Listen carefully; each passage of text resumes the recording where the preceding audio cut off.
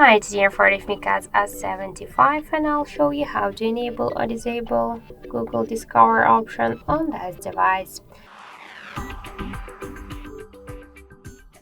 So now the Google Fit is activated, and if you want to turn it off, hold for a while home screen with your finger, tap to home settings and you'll see here show Google App Switcher. Just click on the switcher to turn off Google App.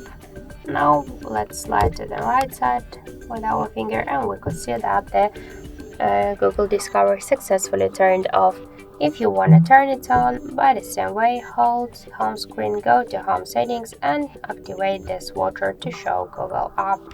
So that's it. Thank you for watching, and if you find this video helpful, leave thumbs up and subscribe our channel.